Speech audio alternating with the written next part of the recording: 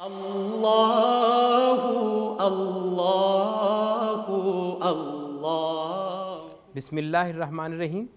قرآن اردو کے ساتھ ڈاکٹر علی عمران حاضر ہے۔ ناظرین، آج میں آپ کو نماز میں پڑھے جانے والے تشہد اور درود کا ترجمہ سکھاؤں گا۔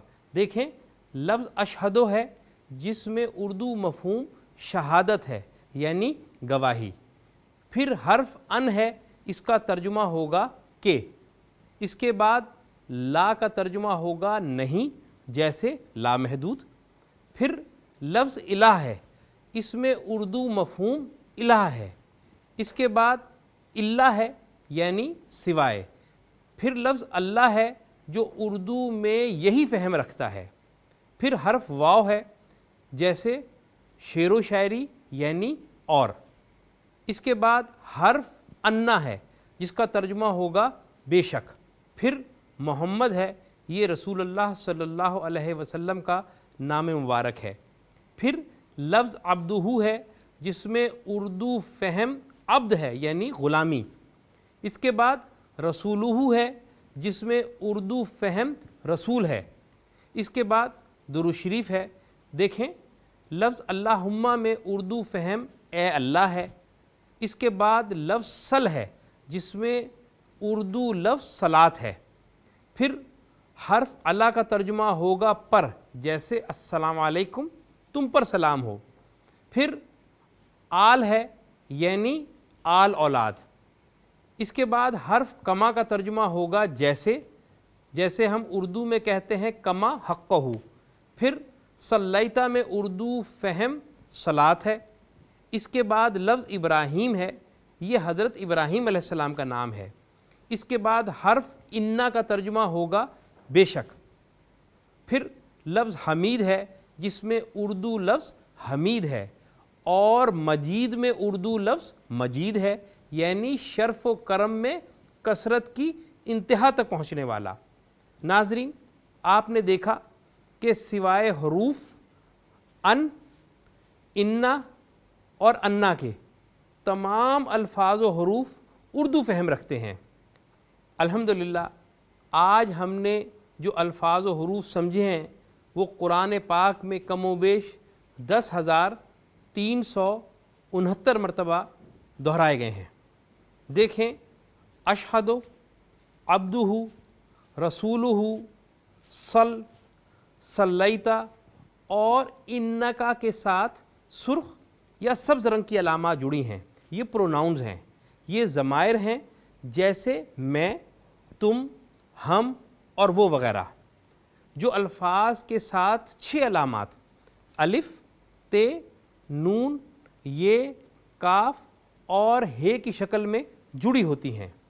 میں نے پہلی 4 علامات الف، ت، نون اور یہ کو جوڑ کر ایک سبق بنایا ہے اتنی۔ دیکھیں، شروع کی الف کا مطلب ہوگا میں، ت کا تو، نون کا ہم اور یہ کا وہ۔ جیسے ادخلو، میں داخل ہوتا ہوں، تدخلو، تو داخل ہوتا ہے، ندخلو، ہم داخل ہوتے ہیں، اور یدخلو، وہ داخل ہوتا ہے۔ اب چونکہ اشہدو کے شروع میں الف ہے، جس کا ترجمہ ہوگا میں، اس لیے اس کا ترجمہ ہوگا میں شہادت دیتا ہوں۔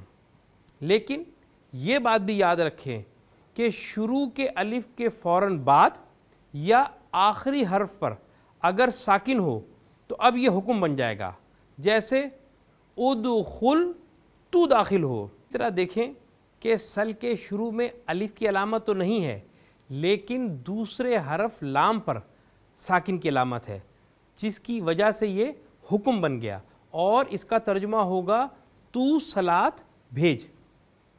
اسی طرح لفظ کے آخر میں زبر یا الف ہو تو اس کا ترجمہ ہوگا وہ، جیسے دخلا، وہ داخل ہوا، اور دخلو، وہ داخل ہوئے۔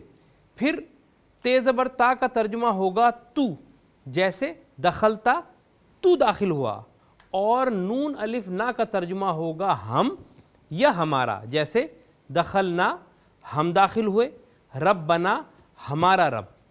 اور یا ہو تو اس کا ترجمہ ہوگا میری، جیسے ربی میرا رب۔ اسی لیے آپ دیکھیں کہ علینا کے آخر میں سبز رنگ کی نون الف نہ ہے جس کا ترجمہ ہوگا ہم، اسی لیے علینا کا ترجمہ ہوگا ہم پر۔ اس کے بعد یاد رکھیں کہ آخر میں آنے والی کاف کا ترجمہ ہوگا تیرا یا تمہارا، جیسے ربو کا تیرا رب، ربکم تمہارا رب۔ پھر آخر میں آنے والی ہا کا ترجمہ ہوگا اس کا یا ان کا، جیسے ربہ اس کا رب، ربو ہا اس کا رب لیکن مؤنث کے لیے، اور ربہم ان کا رب۔ اب چونکہ عبدہ اور رسولہ کے آخر میں سبز رنگ کی ہا ہے، اس لیے ان کا ترجمہ ہوگا اس کے عبد اور اس کے رسول۔ ناظرین، اب ہم ترجمہ کرتے ہیں۔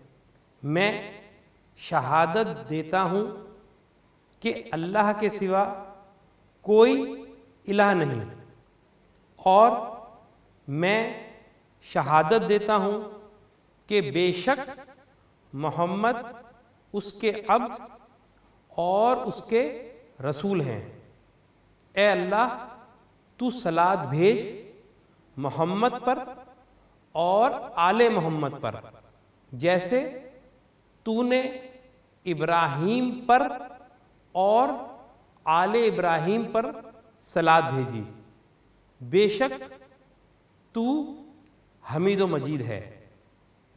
اشہد ان لا الہ الا اللہ واشہد ان محمدا عبدہ ورسولہ۔